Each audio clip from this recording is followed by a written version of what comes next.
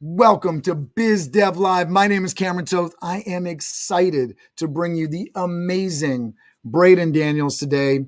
He is going to be showing you some magic and the magic of leadership. We're going to talk about really understanding the leader's journey. We're going to be talking about personal leadership. We're going to be talking about how he's combined magic and a just inspiring story about how he's put that together with leadership. It's a really unique thing. Really excited to bring you Braden Daniels. Stay with me. We'll be right back after the Biz Dev thing. Biz Dev Live, weekdays at 11 Eastern Time. Biz Dev Live, weekdays at 11 Eastern Time. Biz D with C, brought to you by Cameron T. Biz D with C, brought to you by Cameron T. This is business development, not even selling it. This is intelligent. If you watch it, I promise you benefit. Leadership and motivation, empathy and inspiration. Leadership and motivation, empathy and inspiration. Biz Dev Live, weekdays at 11 Eastern Time. Biz Dev Live, weekdays at 11 Eastern Time. Biz D with C, brought to you by Cameron T. Biz D with C, brought to you by Cameron T.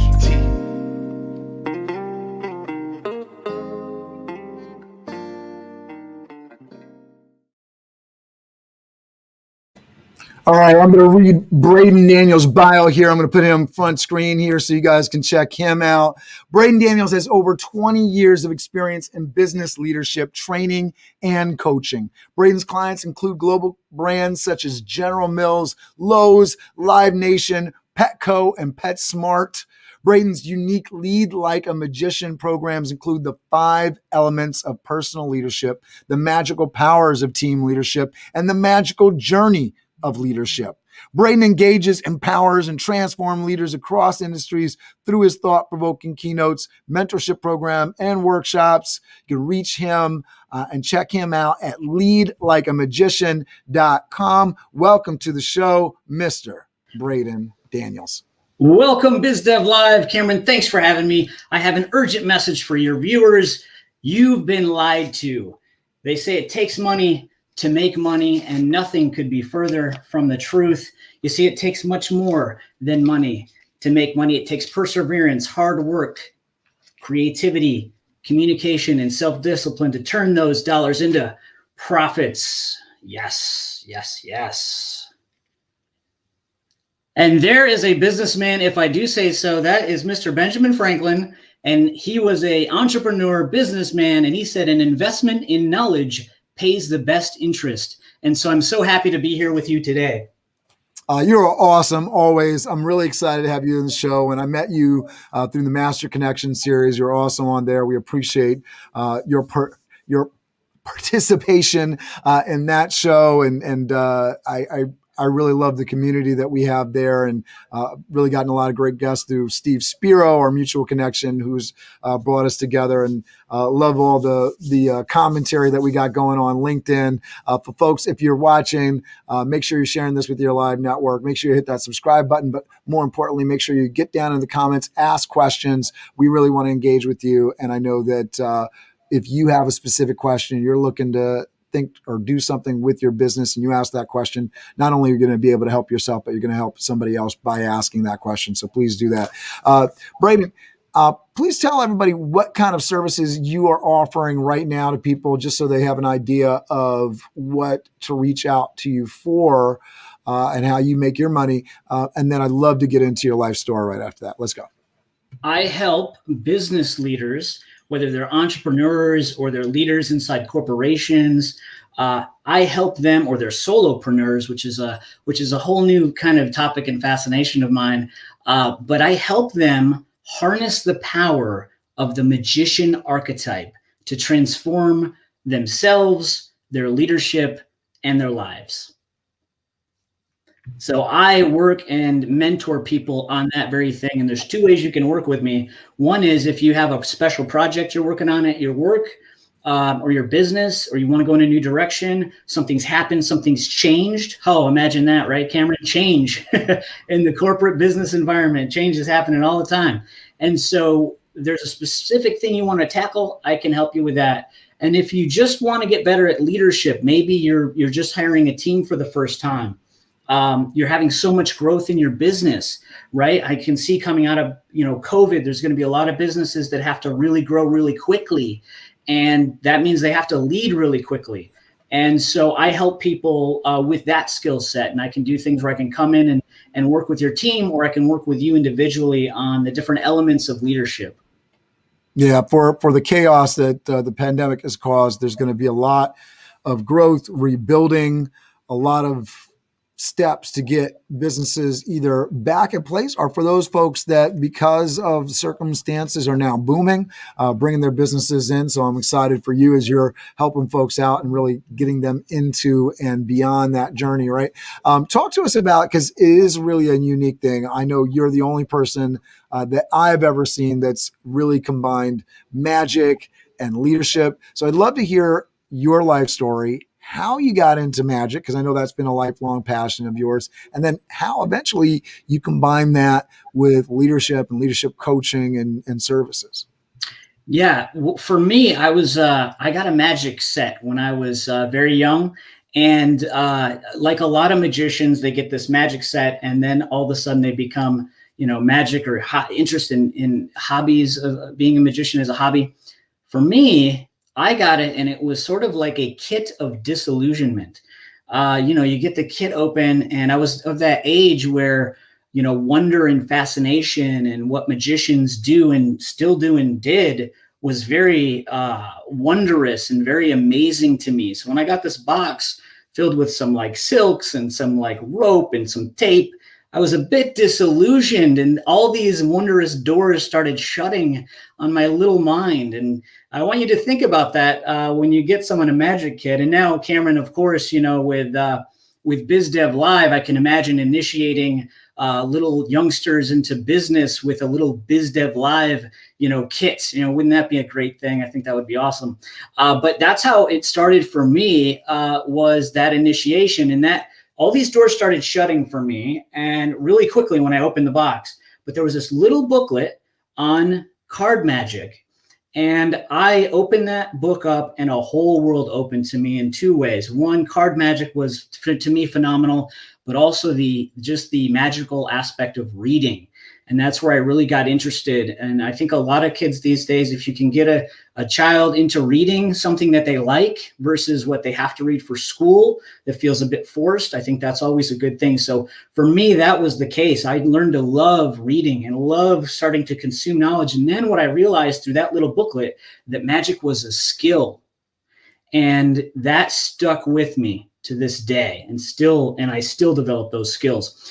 So from there, I went to, I did what most of us do. We grow up, we have kids, we get the job, we work in corporate America for some of us for quite a while, and have different levels of leadership that initiate us into leadership, right? So we can get initiated into micromanagement. We can get initiated into really great relationship-based, true foundational, value-driven leadership, or we could not get any leadership initiation at all. And so that was my life for quite a while. And I always loved helping, and I love working with people, and I love to help them grow, because as they grow, I grow. And what I'm come to realize is that not everyone who's in leadership feels that way, but I do. And it was very important for me to continue that. And so I got away from magic, right? Because in the corporate space, it's like, where does this whole magic thing fit in, right? So, yeah. And I can imagine too, I don't want you to kind of go deeper into it too, but I can imagine too, even now, there's a challenge with the branding. You're trying to do serious stuff, and it's like, is this an entertainment act, or is this actual like hardcore coaching, right? Is this something that's actually giving me, because I love the skills component you talked about in the, magic is a skill kind of thing.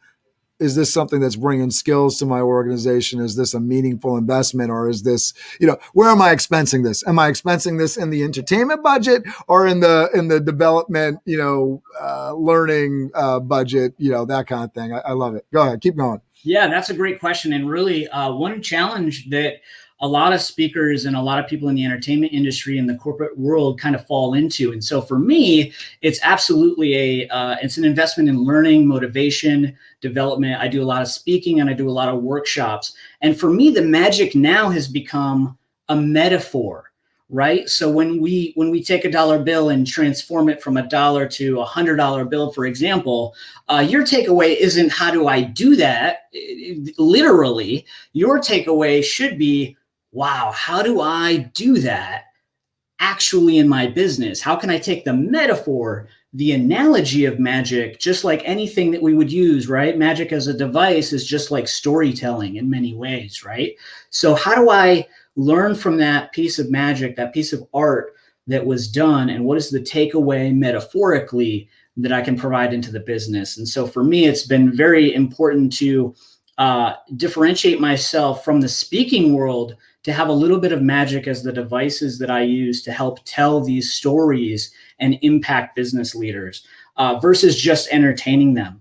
I do a lot of work with corporations, and I speak for a lot of entrepreneurial networking groups and companies. And their real big takeaway is the actual nuggets of information, that 20 years of leadership. And so with that being said, I've mentored many leaders throughout my time in leadership, and I was mentored as well. And those were very informative, inspiring, transformational moments for me. And now I want to give those to other people. I want to give those to the entrepreneur. I want to give those to somebody who has been stuck in a corporate job, being a manager, right? And they want it. What's it going to take to get to the next level? I need to work on skills, but you know what? The people within my company have an agenda, and it's often not in my best interest. And sometimes they have mentoring inside of a corporation, and oftentimes that's not in your best interest, right? So there's agendas that are out there that don't necessarily have you in mind. So that's what my big skill set is working you one-on-one with your agenda, but then also speaking for corporations and speaking to help hopefully transform and kind of raise the tide of leadership so that we're treating people fairly, we're being inclusive, and we're just overall, being good people in the corporate environment. And so for me, the intersection of magic and leadership came later. It came after really thinking about that, because I was a magician and am a magician who does perform shows, and I've done corporate events, right, Cameron? So you know the deal. You come in and after dinner entertainment. Are you after dinner entertainment? Are you at the cocktail hour? Or are you the keynote speaker? And there's a different level of expectation and a different level of what the audience is going to leave with those within those distinctions. And so for me, it's definitely in the keynote speaking engagement of the mind while we learn aspect. Love that. And tell me a little bit about the work history, right? Because I know you worked for Lowe's and Blue Buffalo Company for a lot of years. What was sort of the intersection? Were you doing magic on the weekends, or were you incorporating magic into your day jobs? Like, how was that whole journey like? Both. That's a great question. Both, because what Blue Buffalo realized is that, hey, we can use this to help. We can use Braden to perform magic to help us deepen our relationship with our vendors. Right. So there's all these different levels inside of the corporate world. As you know, Cameron, there's trade shows, right? Everyone's got a trade show booth. How do we get people there? I was brought in for that. We've got a VIP event where we're going to kind of recognize some of our great customers. Yeah. What can we do that's a little different? I was brought in several instances for those types of things. And so to your point, it was within and without. It was on the weekends as well. So while I had wonderful opportunities to do that, I knew that at my age, coming back to magic, and that was really the critical moment. So I was working and enjoying myself. And one of my friends hadn't seen me do magic, but knew I did magic from a while back and hadn't seen me do magic in a while, and said, hey, show us something. So I did. And another friend of mine who happened to work for the same company said to me two things. One, you're good at it, which was nice for the ego. But the thing that really hit me was that you love it. And they could reflect that back to me. And I hadn't been doing it, Cameron. I just hadn't been doing that thing that I love, right? We got away from the thing that I loved. So that was a critical moment to kind of really push and do the live shows and do the shows at the wineries, and really work on that craft. It's really interesting that you talk about somebody else giving you that input and being a moment of epiphany for you. I was doing my networking program that I do on Tuesdays, and I was asking people for epiphany moments. And sometimes, I think it's tough for people. Maybe there's a lot of epiphanies, I think, that happen over life. Maybe they hit you very strong and they stand out to you. Maybe it's as simple. I remember sitting at the table as a kid and eating some like canned spinach. And maybe it's just a moment of like, you know what? I really don't like this. And then years later, really experiencing spinach in a different way in a salad cooked with some salt, like, oh, I really like this, right? So, whether it's food or it's skills or, somebody taking the time to say, you know what, you really love that. And you're sitting there, you're in your own skin. You're looking out your eyeballs. You are who you are, right? But the moment somebody else sort of says something, it sort of kicks in and it says, wow, that's right. I do. I do love that. It's like I have 4 kids, so everything's a Dr. Seuss book or something, right? I do like green eggs and ham, right? That's a great way to look at it. Yeah. Right. There's these moments in our life where we kind of let ourselves be in the moment or let ourselves actually understand ourselves a little bit more. And it's really interesting that you put it that way, because I think for a lot of folks, that are sitting there, I just had a conversation this morning with an entrepreneur who's somebody that helps other entrepreneurs, but they're at a point in their life having dealt with catastrophic loss and divorce and just amazing challenges where they're like, man, I need somebody to employ me right now because that's where I'm at. And I need to figure it out. And I think, especially for entrepreneurs out there, business owners, I think we all struggle with, do I just need to like go and work for somebody else because this whole thing isn't working out? My business model isn't working. Or is there something I need to do? And I think, organizations where, we're paying all this money for salary. Is there light at the end of the tunnel? Is the money coming? Is the progress coming? Right. So getting into these places, and that's right. That's leadership, right? That's understanding that this is a process, having belief, right? And I think when we talk about belief, now we get into, right, so you're believing in yourself. That's part of the leadership journey, but also the skills, right? And I know in terms of epiphanies and confidence, that was a big deal for me, just in a part of my life doing the work and knowing, wow, I can do this. So you as a magician, when did you feel like I can do a magic trick, right? And people are going to be like, whoa, wow, right? And then when did you get to the point where you said, because in 2017, I'm just looking on the LinkedIn profile, it looks like you started up Lead Like a Magician, right?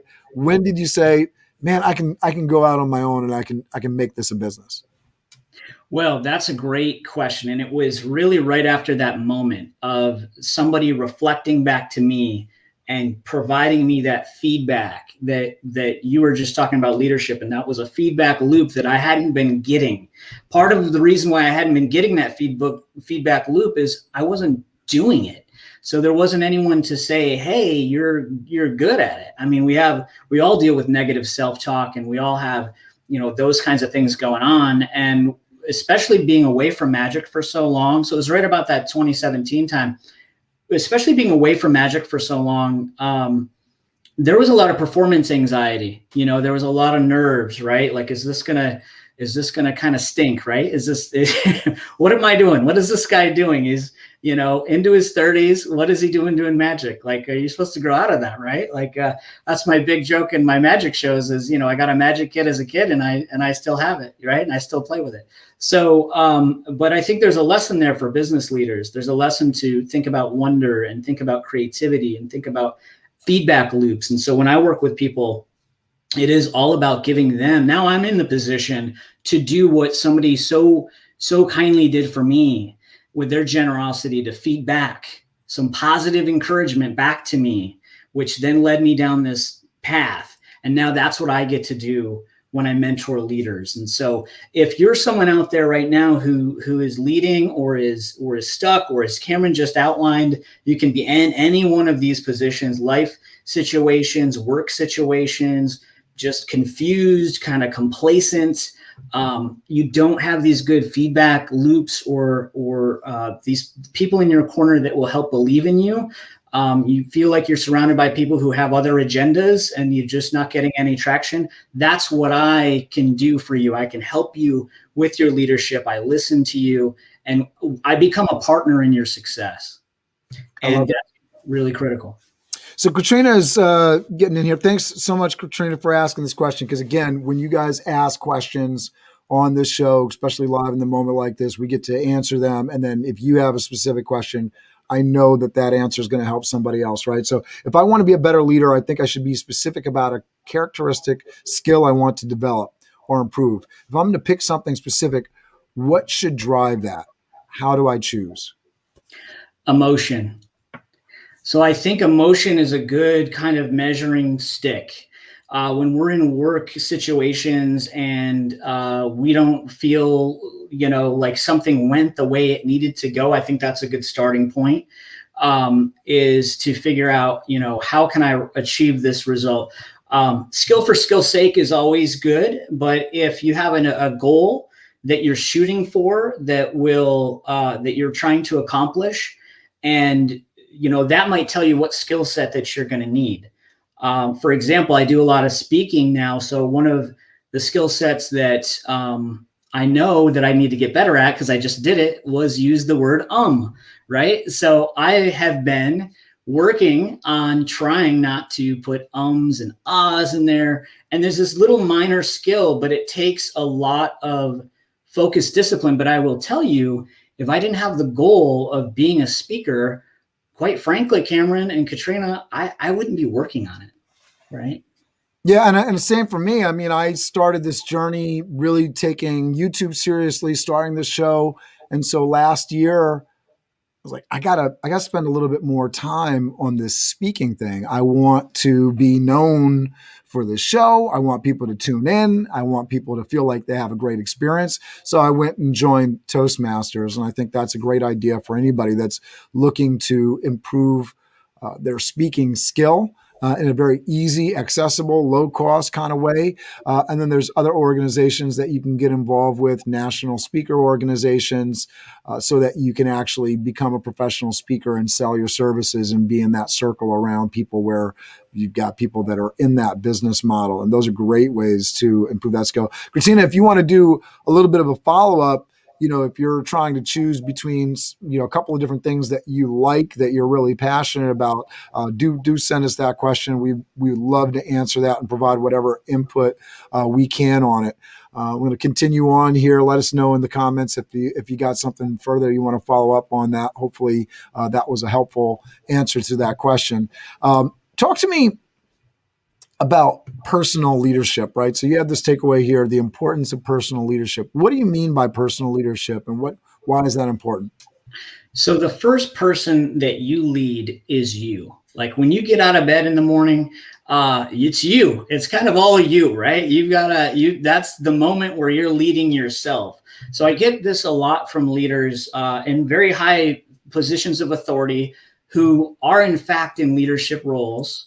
And, titles such as, SVP and director and all of these big leadership titles. And they have people that work for them, right? Entrepreneurs. And they say to me, Braden, I'm not a leader.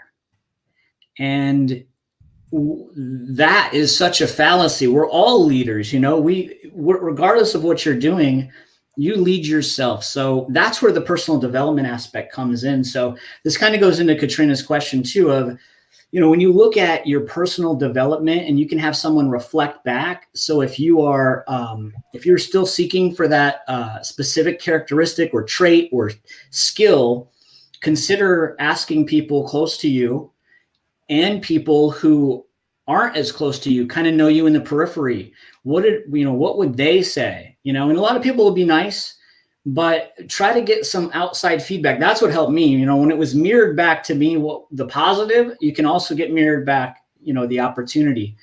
So with personal leadership, it's all about, for me, the magician archetype, right? So the magician is all about transformation, right? And that's what personal development really is. And the magician has access to all of the elements: air, fire, water, earth, and lastly, spirit.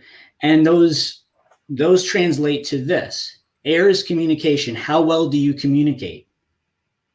Right? 2, fire. Fire is discipline. How disciplined are you with your attention, and most importantly? Because wherever your attention goes all of your energy, goes all of your impact. So that's fire. And then we have water, which is self-reflection or self-awareness.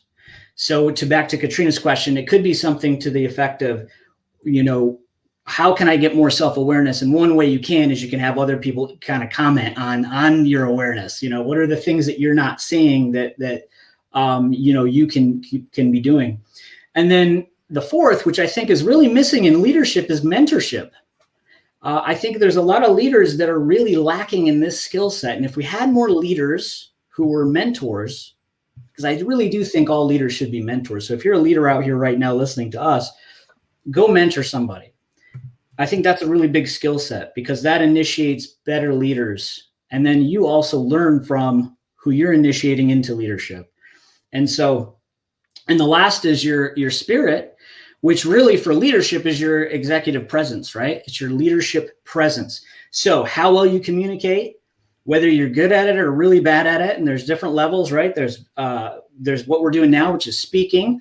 There's written communication, there's text, there's marketing. It all kind of goes together. But how that communication is also coupled with your discipline, like how disciplined you are. And fire is one of those things where it can burn us, right? We can be too disciplined. We can be a disciplinarian. So you're trying to find actual harmony in these elements.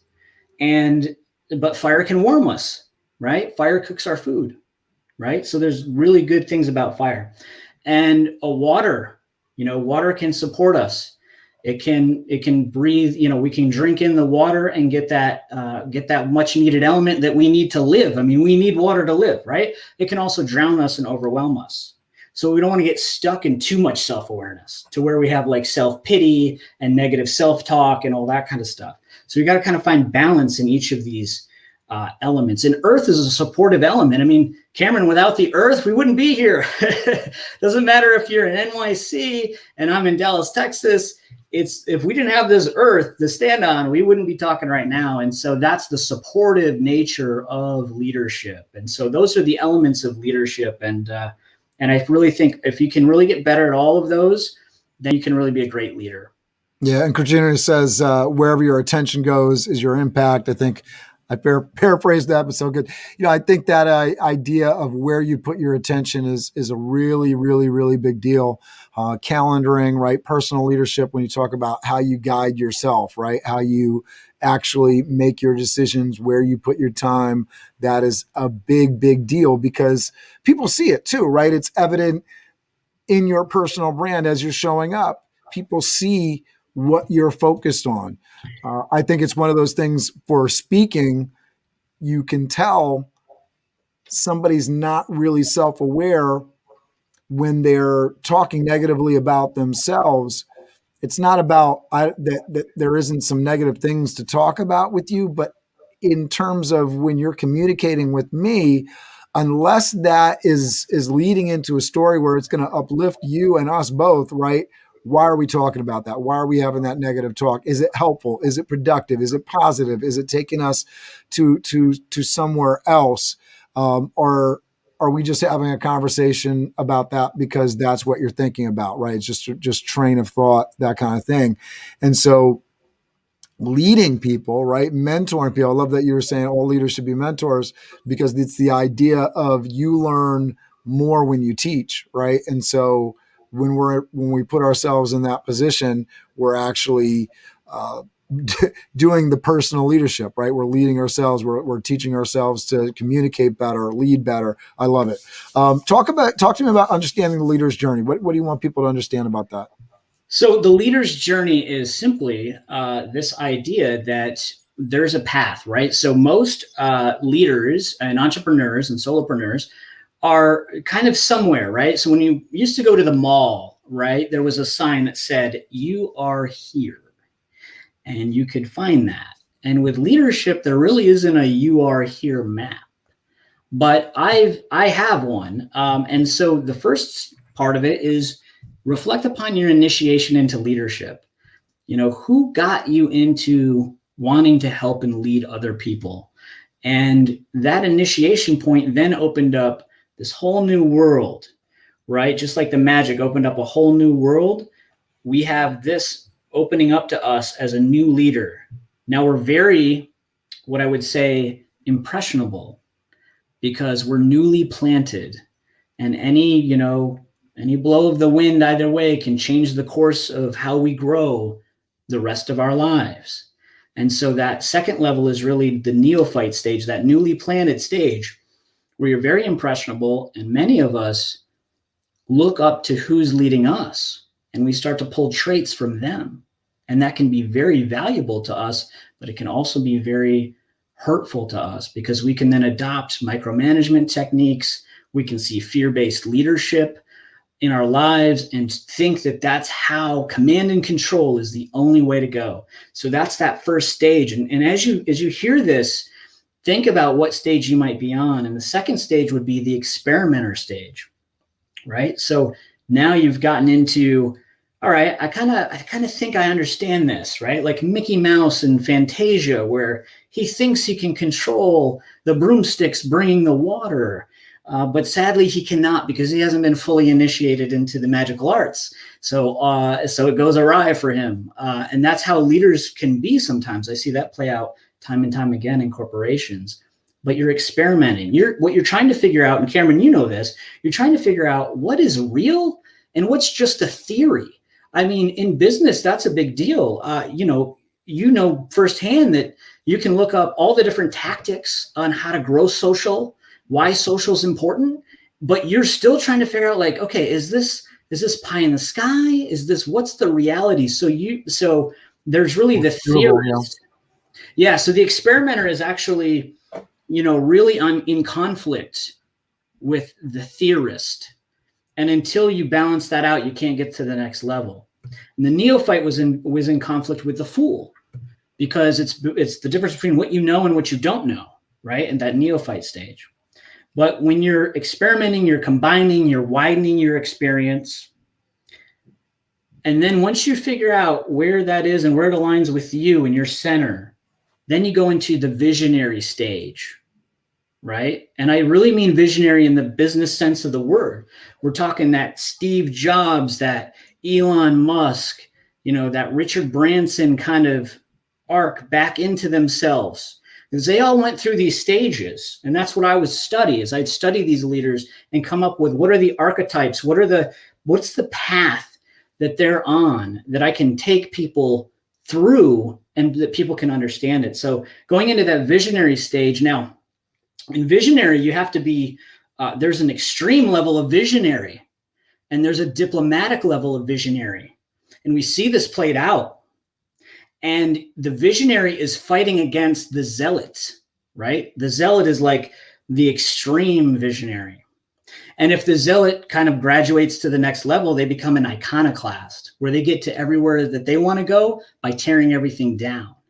And that's not necessarily a bad thing. It's just an energy, right? And you can tell who has that iconoclast, like, destroy things, because A, that's what's needed, or B, that's not what's needed. And we're just destroying things to destroy things. Now, there's times where you can shatter things that need to be shattered. We need to shatter some of our illusions about life. And we're seeing that played out now. But going into that visionary stage is where you kind of want to be, and then jumping into that virtuoso stage. So instead of being someone who's tearing things down or breaking things, you're someone who's growing things in multiple areas, right? So you have what they call a serial entrepreneur who has gotten to the level of virtuoso, like an Elon Musk, where there's SpaceX and there's, you know, the big dig, and then, you know, there's Richard Branson with Galactic and all of that stuff, and the airlines and all of that, you know, virtuoso type activity. And then from there is your legacy, right? So we should always be thinking about, what is my legacy going to be? And where is the gift that I'm giving to the world at the end of all of this? And I think if we think in those terms, then we can go, if I want to do this, then I need to do this, right? If I want to do this, to Katrina's question, then I need to learn this skill. I need to learn this skill, and I need to go through this path. Yeah, I love that. And I think it's really interesting. You think about people like Steve Jobs, Elon Musk, you know, these titans of industry, amazing artists, personalities, Oprah, Jay-Z, Beyonce, you know, and these people get held up, and they're definitely visionaries. They push forward. I like Simon Sinek's piece on this. I'm reading his book. If you've seen his YouTube Golden Circle, you know, Start with Why is the book I'm reading right now. I host a room every Wednesday on Clubhouse. Really start, you know, what is your why? What is your need? And big focus is kind of on that why piece of it. And we've taken that and sort of, what is your impact that you want to make? And so I think that's really important if you're starting with that. Because if you're talking about being an iconoclast, which is a disruptor, right? I mean, that's what we're talking about. Somebody that's coming into a market and disrupting. And maybe you're a disruptor as an entrepreneur, as a business owner, or you want to become a disruptor as an entrepreneur, a business owner, or even a disruptor within a company that you're climbing the ladder in. There's this understanding that Simon has around, there are some people that are the visionary. There are some people that want to be the creative person. And then there's other people that just sort of naturally lean to the how, right? This is how we're going to do it. They may not be the person that has the big vision. And so leadership, right? Yes. Right? Leadership is figuring out who you are in the scheme of things. Are you the person that doesn't really want to be, you know, leading the march like a Martin Luther King? You want to be, you know, more like a Reverend Abernathy that's like getting up after him, after everybody's fired up. All right, this is what we're doing tomorrow morning. And Simon Sinek eloquently lays that out in his book. You know, that kind of thing. Who do you want to be in the scheme of things, and who do you partner with? And good leadership is finding those people. You know, who's going to be the mouthpiece? Do they share the same vision that you have? And really going through that understanding, building your team, right? And being a good leader in terms of leading yourself to finding those people. It's tough if you don't have family members and people that you've grown up and spent all your life with.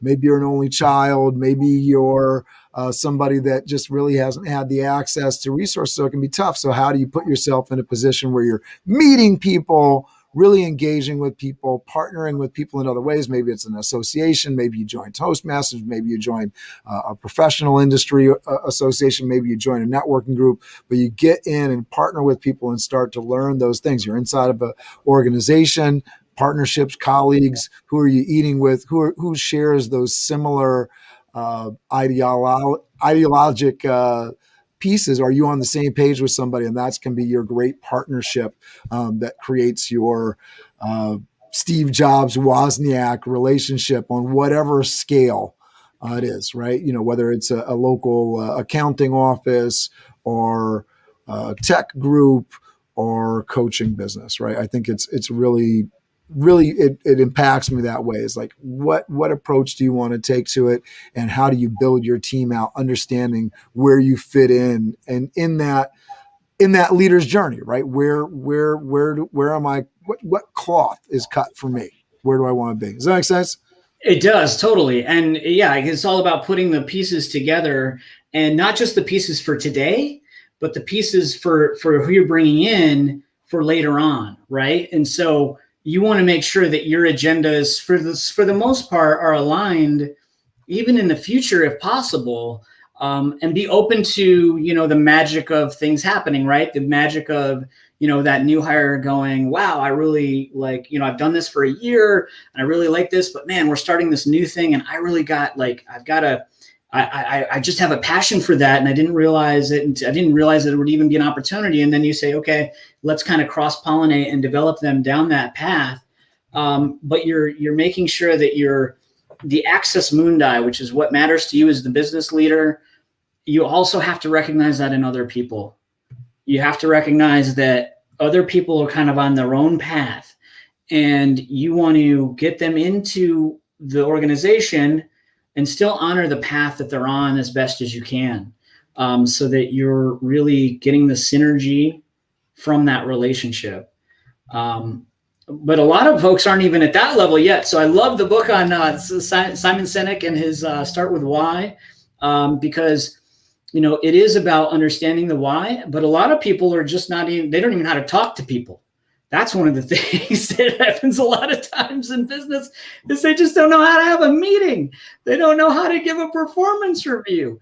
They don't know what space to come from. They don't even know, they just become these robots. And so I try to help.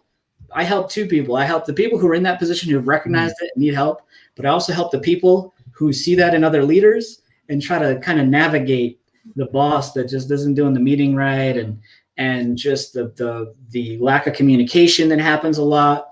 But when it comes to visionaries, there are 5 steps, and we'll just hit these real quick. One, if you want to be a visionary, so if someone's watching this and they want to become more visionary in their business, because many entrepreneurs and business owners are wearing multiple hats, as you know, Cameron. So the first step is immersion. So if you take someone like Walt Disney, he immersed himself in his relationship with his children and realized that there needed to be an opportunity for a place where adults and kids could come together and enjoy their time, and when he saw that by sitting in a park and realizing that the merry-go-round wasn't exactly the most easily accessible thing for an adult to jump on, right? That's where he said, ding, there has to be something. And he immersed himself. The people that you just mentioned, they're all immersed into their art form, into their world. So that's the first step. And then identify the opportunities that surround you. Cameron, you're in the event space, you've been immersed in that. So now identify the opportunities that are out there, and you're doing that. And then third, imagine what could be different. Imagine a new opportunity, a new way to do business, right? And then involve people. And that's the part that we're talking about. Involve the people that are really the how people, involve the why people, and involve the what people, right? Those are the real 3 categories that you want to do. And then invest in that. Once you get that all lined up, then you got to put the money into it. Yeah, absolutely. Katrina's giving us the praise emoji. Thanks, Katrina. I think, when you're talking about, folks that are just kind of caught up, whether, and you could be an entrepreneur, you could be a business owner, and you're just caught up in, doing your own version of the TPS reports from the office, Yes. right? The reports just for the sake of doing the report, because that's what you've always done, and that's what you're going to continue to do, because that's what's been done. And when somebody asks you why you do that, you say, because that's what I did yesterday. That's what I did the day before. So it's really focusing. I mean, it goes back to, Katrina's original question here on how do I choose, the step forward, the skills to learn, is that emotional thing. I love your answer to that. It's what matters to you, right? What really gets you going? What are you passionate about? It's interesting when we're asking that question, like, what's your why? Like, what kind of impact do you have on the world? And a lot of people revert back to their pitch, right? They're like, I want to serve clients. I want to do a great job for clients. I want to build a better company. Why? Right? There's a lot of ways to make money. There's a lot of ways to have an impact on the world. Why this particular way? Why did you choose that particular way? There's a reason, right? And maybe the reason doesn't necessarily sound good to you, but I guarantee you, if you go through your path and your journey and you start to understand why you make decisions, you're going to get to the point of what matters to you. Because there's very few people, especially on the entrepreneurship journey, but there's very few people that have climbed the corporate ladder. There wasn't some good reasons for some of the directions they've gone. So once you start getting really honest with yourself and getting down to that, you really do start to understand what matters to you. And if you're able to talk to people and build your team around that, when you're able to communicate what really drives you, what lights you up inside, you're going to find those like-minded individuals that start liking and getting lit up inside from the way that you're speaking about what you do, because they're going to understand that personally matters to you and it personally matters to them. You're going to see it. You're going to see the light bulbs come on in the eyes, right? Talk to us about applying magical powers to improve business, right? So should we all go out and get a magic kit? Is that what you're talking about? No, but it goes back to taking their attention, right? So you just had hit on that. I've got your attention. Now what am I doing with it, right? It's like, go back to the cartoon that I saw one time where it was the dog was chasing the car, and then the next panel was the car was flipped over and the dog was sitting there with its tongue out going, what do I do now? Right? So it's about grabbing the attention, but then using it very, very purposefully. So when we talk about the magical powers of leadership, we want to look at what in our business do we need to make appear, right? What is missing? What product, what service, what thing is missing that I need to make appear like a magician would make something appear, right? What needs to go away? Right? What needs to be vanished or banished from the organization, right? There's a lot of bad business practices going on in America. There's no question about that, right? All you have to do is look at the news every day and you can kind of see that. So what needs to go away? What needs to vanish? What do we need to kind of get rid of kind of forever? And you see a lot of big name brands doing this where they're going, you know what?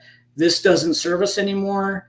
And we need to get rid of this. And this needs to just stop. And that goes with, when you talk about personal leadership, what are you doing in your business life that you need to stop doing, right? It's either not a good use of your time or it's not having the impact that you want it to have. The way you're approaching the conversation, the way you're approaching, a negotiation, you had brought up, like Jay-Z, and anytime you have someone who's kind of riding that line on iconoclast, right? Like Madonna, they're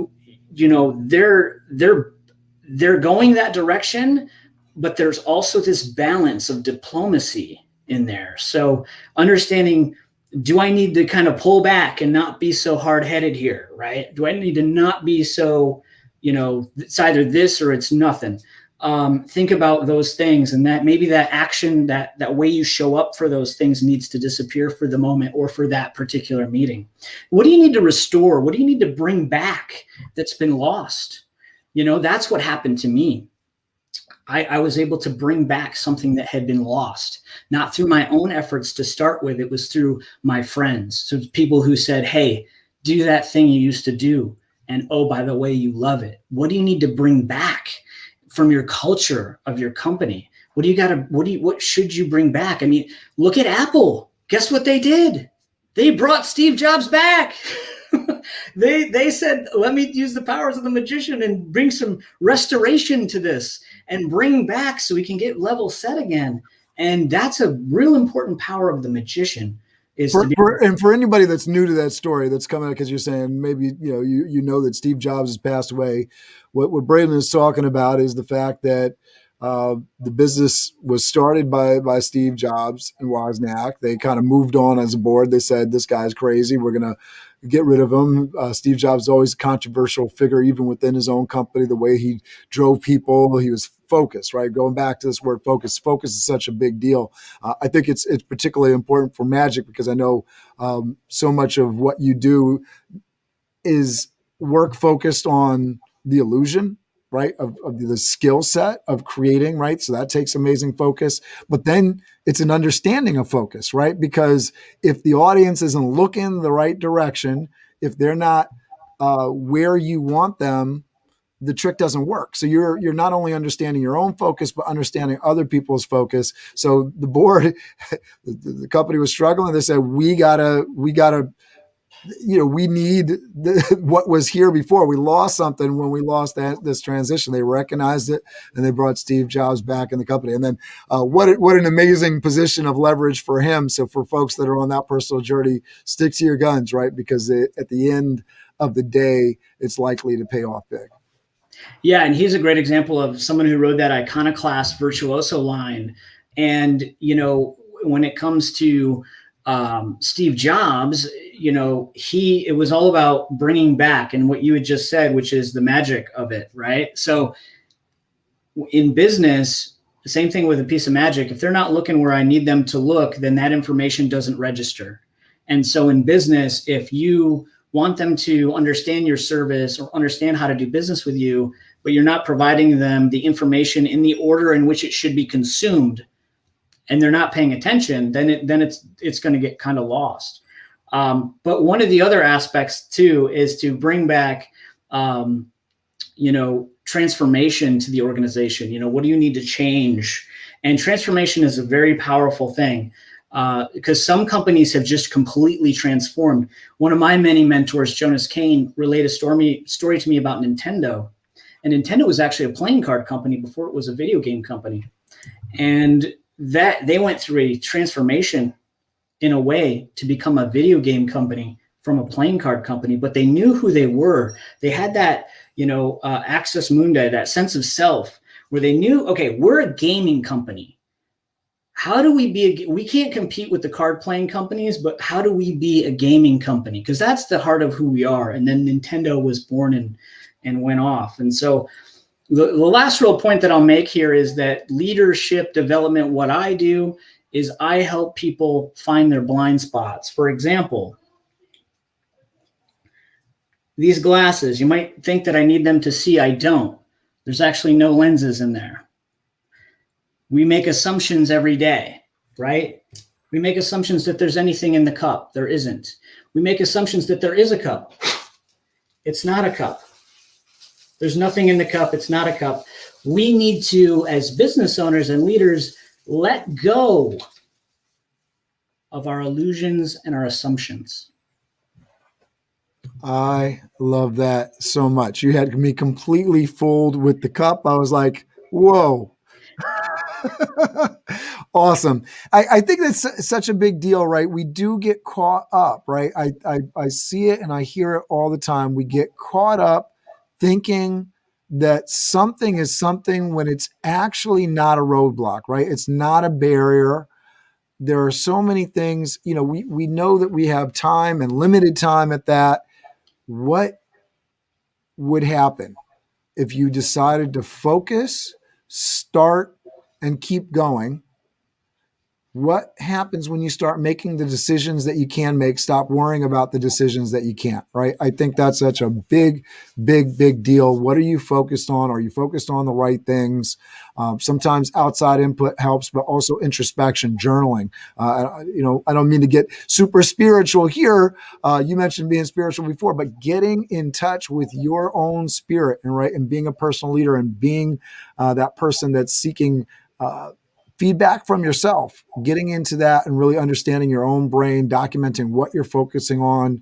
Once you start understanding that, it starts being a lot easier to make decisions. I don't know if you want to add in on that, but I also want to kind of close things out here with why people should get in touch with you and how they can connect with you. Yes. Thank you so much for your time today, Cameron. What I do is I help initiate people, just like this magician and the sorcerer you can see here being initiated into the magical arts. That's what I do for leadership.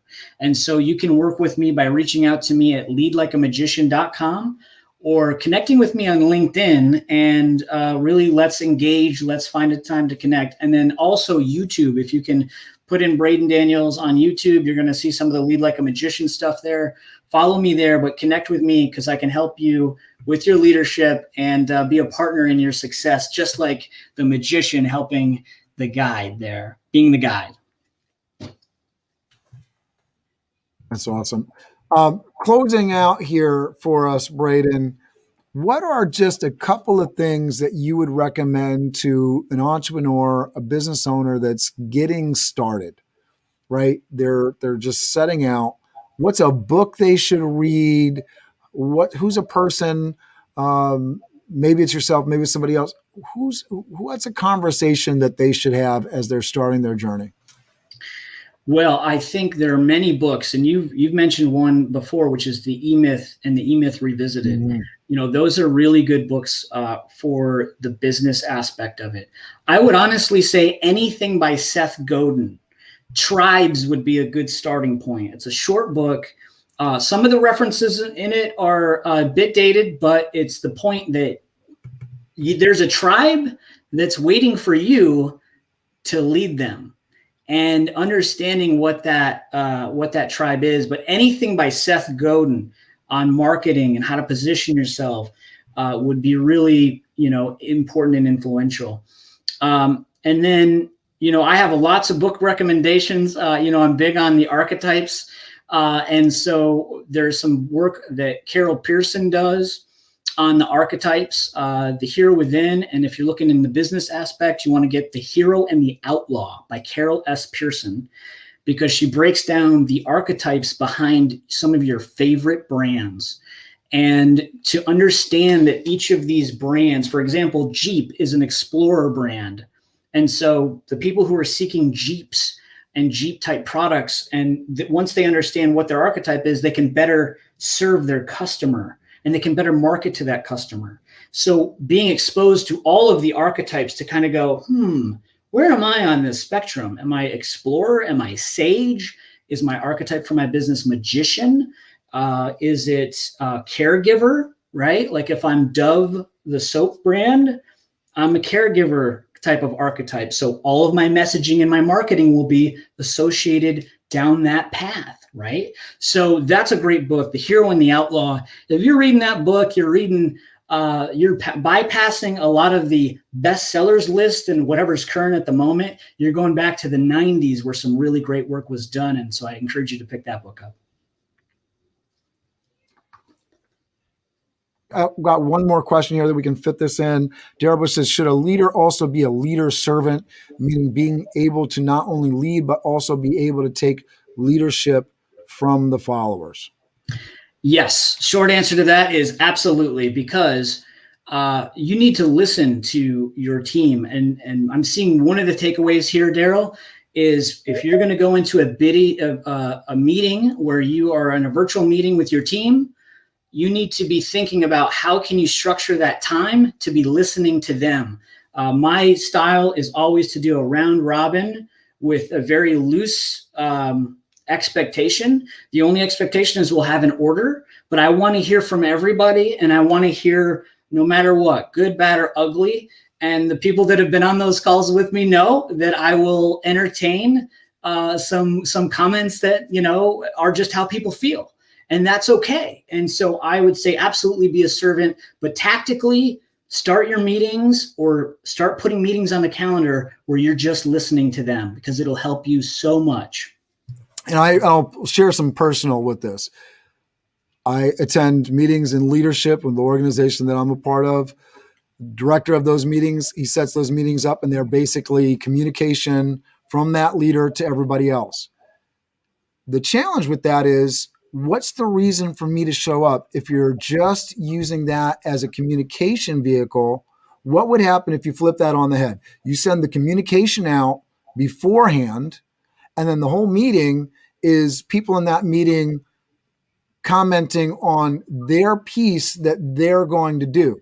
how much more meaningful, impactful is that? And how much more impetus, right, for people to actually listen to, receive that communication from the leader. And so the leader can spend the time during the meeting really getting value, providing guidance, providing mentorship, even learning from the people that he's meeting with, versus this one-to-many approach, which at the end of the day, who wants to be a part of a meeting that you don't actually get to have input into, right? So important. Braden, I'll let you close it out and say goodbye. Thank you so much for being on the show with me. Thank you for having me, Cameron. Such great questions today. And I will say, Katrina, connect with her because she does a wonderful sharing circle. And it's just a great thing to do if you're going to do a meeting. She does a lot of inclusion work and DEI work, and she's just awesome at that whole sharing circle. It's just a great way to format a meeting. And to your point, 100%. If your meeting is you just going out and blasting out, a communication, you might as well just send an email. So with that being said, my name is Braden Daniels. I help people lead like a magician by harnessing the transformative power of the magician archetype. And I want you to meet me at leadlikeamagician.com, connect with me on LinkedIn, and also follow me on YouTube, Braden Daniels. Thank you, Cameron. Thank you, Braden. Biz Dev Live, weekdays at 11 Eastern Time. Biz Dev Live, weekdays at 11 Eastern Time. Biz D with C, brought to you by Cameron T. Biz D with C, brought to you by Cameron T. This is business development, not even selling it. This is intelligent. If you watch it, I promise you benefit. Leadership and motivation, empathy and inspiration. Leadership and motivation, empathy and inspiration. Biz Dev Live, weekdays at 11 Eastern Time. Biz Dev Live, weekdays at 11 Eastern Time. Biz D with C, brought to you by Cameron T. Biz D with C, brought to you by Cameron